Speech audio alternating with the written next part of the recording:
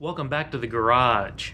Or if you're new to the channel and this is the first video of mine that you've seen, welcome to the garage. My name is Zane. In today's video, I'm going to show you some updates on the channel, what I've been working on.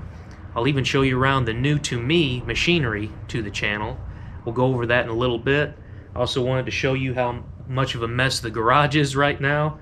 You can see I've got something right in front of me that I've been working on off camera, just something that I need to get done before winter. But anyways, this is going to be a rough cut video, not a lot of takes to these scenes, so you might hear some background noise of cars driving by or my neighbor's dog barking in the background. If you stick around long enough, I'm sure you'll see me stumble over my own words like I'm prone to do. But I just wanted to say, please don't judge me from this video. It's a rough cut, got a lot of stuff going on. I've got to work late next week. We've got a road widening project going on, so it's going to be some long nights, I'm sure. But anyways, let's show you what's been going on over the last couple of weeks. But before we go any further, if you're one of those people out there that likes giving my videos a thumbs down, don't you do it! Don't! Now what you've got right here is a 3.0 V6 that's going in my 1997 Ford Taurus. The original engine to that car blew a head gasket internally. It turned the oil into a milkshake, and it eventually spun a bearing in the engine. This engine and transmission came out of a 2003 Mercury Sable that I bought as a parts car.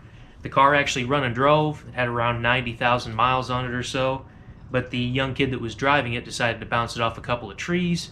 Anyways, I got that car very cheap. I think I paid $300 for it. Had a good title even. I've got the engine out of that. The only problem is I can use the block and heads, but I've got to swap virtually everything off of the other engine onto this one. The intake is different. The front pulleys are a little bit different, I believe. So it's going to take a lot of time. But before I say it, doing a front wheel drive engine swap in a car really isn't too bad. It's actually much, much worse. I mean, let's face it, it's a 1997 Ford Taurus, so even if I did record it, not a lot of people are going to want to watch that, and I really wouldn't blame them, because it's not the most entertaining car to see an engine getting swapped into.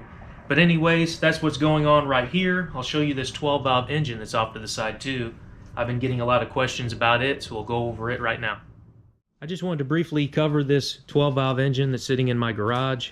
The last post that I done on my International Travelette, you kind of see this in the background, and there were a couple people wondering if I was going to swap this into that truck. But no, I'm not. This is actually for my 1984 Dodge Crew Cab project.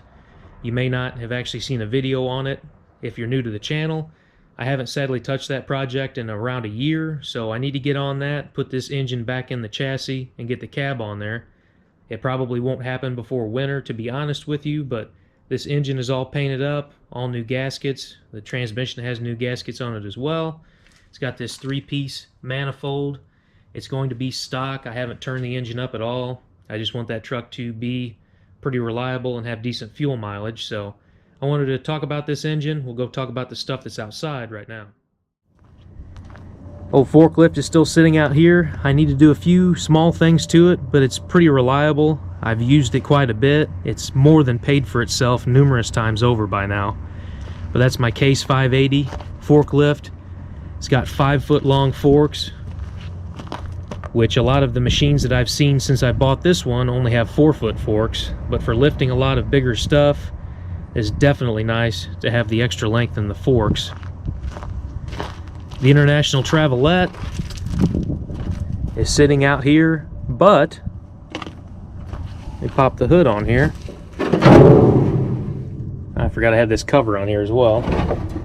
You can see the engine is sitting in here. The bell housing bolts are all in it. The front engine bolts are in it.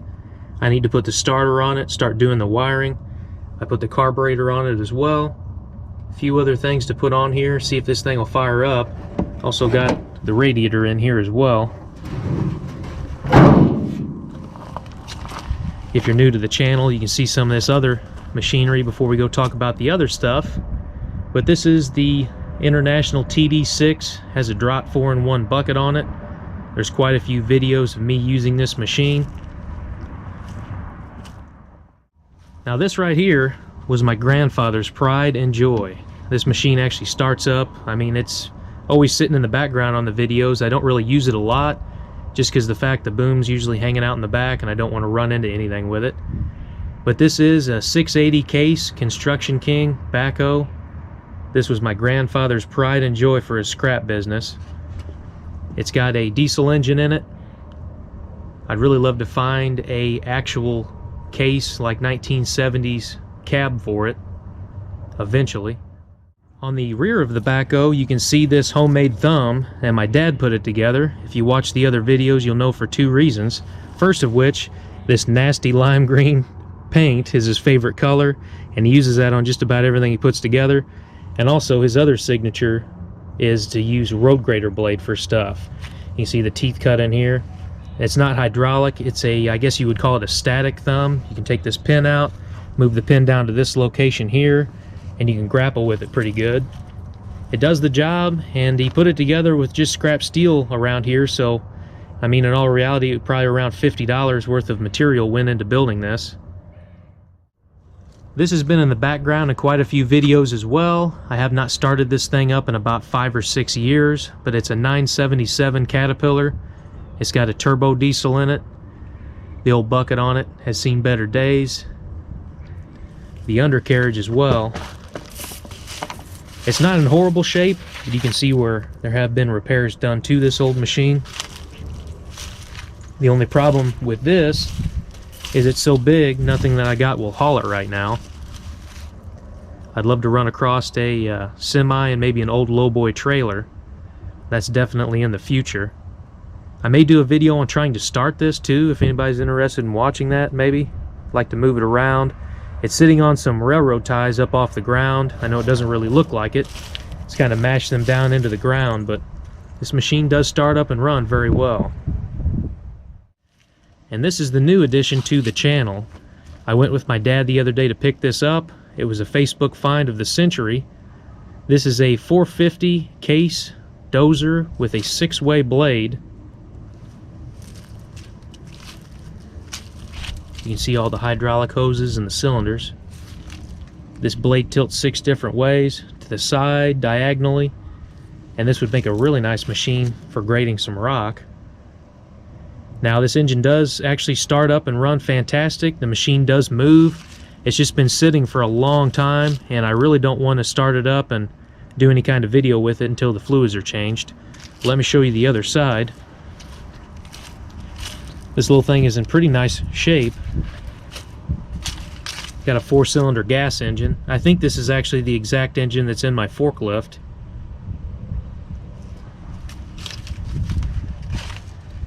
Seat got popped off of it. It's sitting over there on the hood of the truck there. But all the controls up there on the right hand side are for the blade, and these ones here are for the machine itself. But there's nothing really missing on this machine other than one of the side panels, which I'll show you. All the gauges are actually still there. It's got the bar on the back of it still. I'd really love to find a winch for this little thing, but we'll see how that goes. And yes, I know the track needs tightened up on this side. This panel here is the only one that's missing from the machine. I don't know why they would have took it off. We looked around on the property and could not find it anywhere, so if anybody knows where one of these is at, please let me know in the comment section below. To talk about a nice little machine, we'll go over this in a future video all in itself. We'll go look at the other one too. This is the other machine that we went and rescued. This is a 450B case high lift. You can see the bucket up here. It's got a 4-cylinder diesel engine in it. Looks like the starter's brand new or close to it. This machine definitely needs work as well. For some reason it's also missing this back panel. I don't know if somebody took it off to get to that filter and then just forgot to put it back on here or what happened, but this one's nice because it's got that cage with those sweeps that go over the front of the machine as well.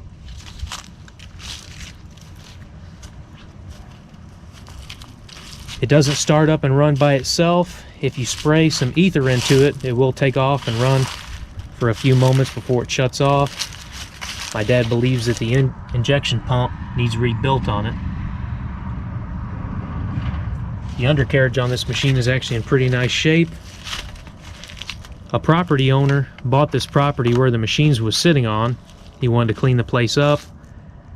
Made an offer to my father. We went and rescued both of these machines.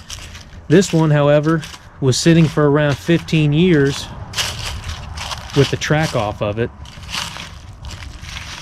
The person that was using it was trying to get gravel out of a creek, ran the track off the machine. They pulled it out of the creek up next to the bank where it sat for around 15 years, the new property owner was thinking. So I may try to do some edits to the video. My dad doesn't want to be on YouTube, but believe it or not, he put this track back on here with pretty much a sheet of plywood and a rock bar, if you believe it. It's very resourceful. Put the track back on the machine, put the bolts in it, and we were lucky enough to pull it up to the garage and load it up. But there'll be another video on these two pieces of machinery later on. Got to change the fluids, do a little bit of work to them, and see how they do. If you're one of the people that stick around till the end, like the videos and share them with your friends, this next meme is for you. I greatly appreciate it, and as always, it doesn't matter if you're working on your project in a garage or in your driveway. What matters is that you go out there, you do the job yourself, and you learn more about your project, whatever that project may be. Now that this video's over, how about you go outside and work on something? My name is Zane, and I'll catch you next time.